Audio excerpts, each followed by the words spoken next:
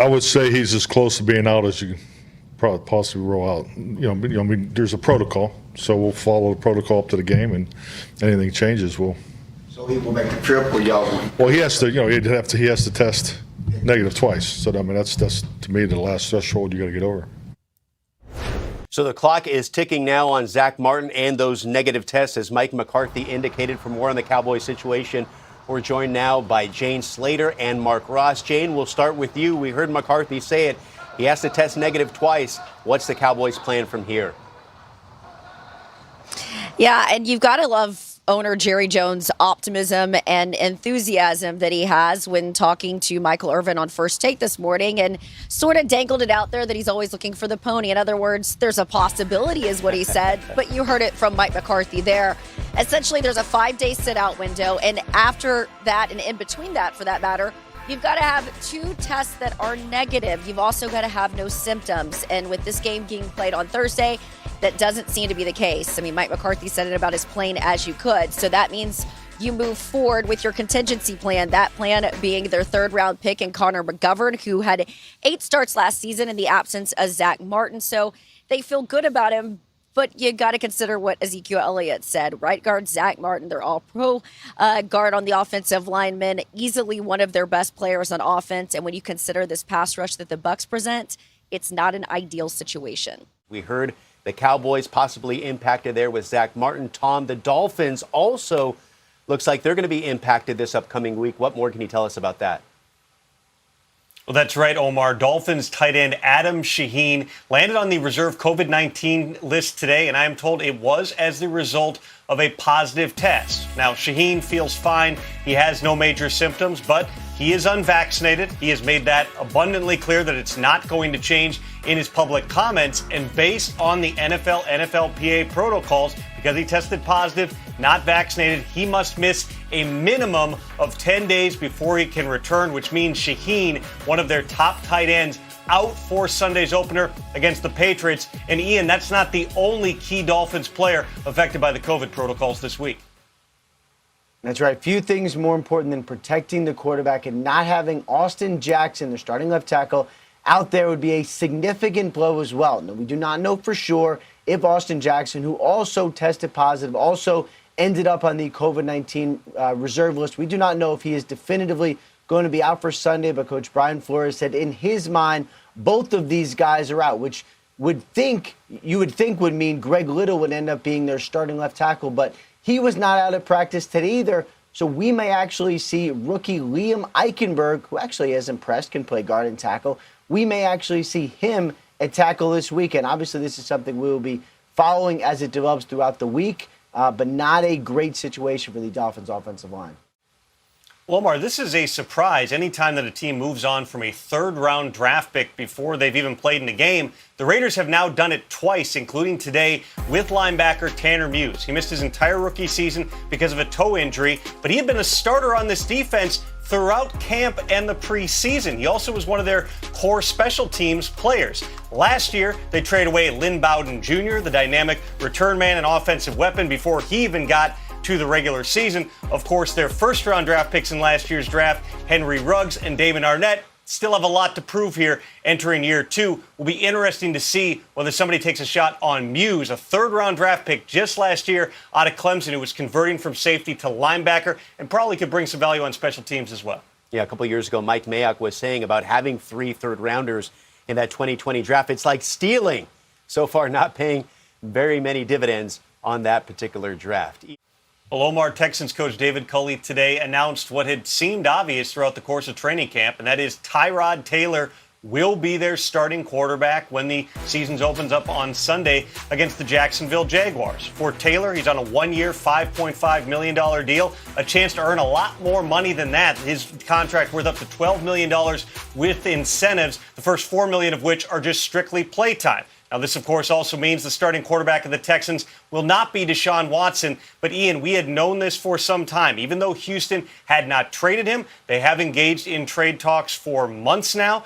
Nick Caserio, the general manager, had set his price. No one had met it. So, for the moment, the Texans proceeding with, in essence, a 52-man roster, and all indications that Watson will be on this team, inactive on Sundays. unless and until they can reach a trade. And Jeff, we'll start with you. Reaction to that news that Tyrann Mathieu remains in COVID protocol and how that might impact the Chiefs' defensive game plan. Well, everything that I've heard so far and what Andy Reid did say today was that they're hopeful he can be back at practice by Wednesday. And so I think they're pretty optimistic that he will be there on Sunday. But it's been a tough training camp, tough start to the year for Tyrann Mathieu because he's wanting to get this big contract, and he's seeing safeties like Harrison Smith get paid and Jamal Adams out in Seattle get paid big money. He wants to get that big extension. He's in the last year of his deal here, but he's also been a good soldier. He's been in practice. He's been a leader. He's been doing all the right things. So even though this is a setback for him, I think overall the Chiefs feel good about him playing on Sunday and the way he's been behaving throughout the preseason.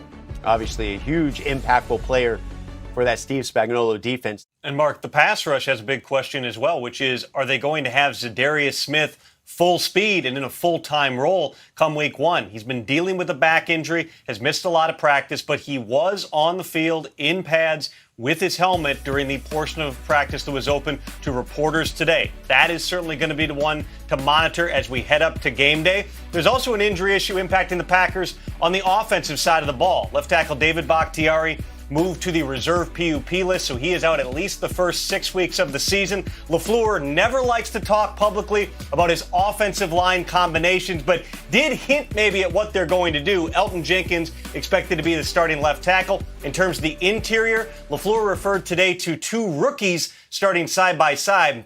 One of them, Josh Myers, the second-round pick from Ohio State. Aaron Rodgers, a huge fan of him. He's going to be the center. And Royce Newman, the fourth-round draft pick out of Ole Miss, it sounds like could be one of their starting guards right in the opener. We can tell you that Ndamukong Suh came off the COVID list today. Defensive coordinator Todd Bowles joked he's the new guy in camp. And while that's not true, he did not address the media. Suh didn't, but JPP told us that his partner Suh feels great. We have heard that sentiment from a lot of the Buccaneers. The one exception to that, Omar, when you talk about 22 starters returning, we may not see 22 starters from that Super Bowl team on the field Thursday night. And in fact, we really don't expect to, because Jordan Whitehead, who has been dealing with a hamstring injury, has been missing for much of this training camp as he tries to come back. Todd Bowles told us the safety is working, but he hasn't really been able to practice. So it's hard to imagine, if he hasn't practiced yet, that we would see him out there on Thursday night. Have no fear, though. Bowles says they have full confidence in Mike Edwards, who has gotten plenty of snaps there in Whitehead's absence. This is a team that overall, aside from Whitehead, has been incredibly healthy. They feel good. They are ready to go. Now, they did go inside the practice facility today, and we can tell you they were simulating crowd noise that was so incredibly loud. We could hear it from pretty far away. JPP said it was deafening over there, but that's all to simulate what's going to happen Thursday night. That is a crowd that this team has not had, and really nobody has had for a while, not even at the Super Bowl when about 25,000 were at Raymond James. There will be triple that, Omar, on Thursday night.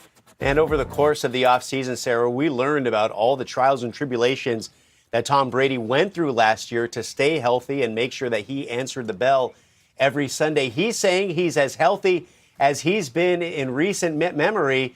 Who else is saying that on the offensive side of the football for the Buccaneers? Yeah, we've constantly gotten the question, how can this team be better? Well, they can be better because they're healthier. Tom Brady says it's the best he's felt in a while.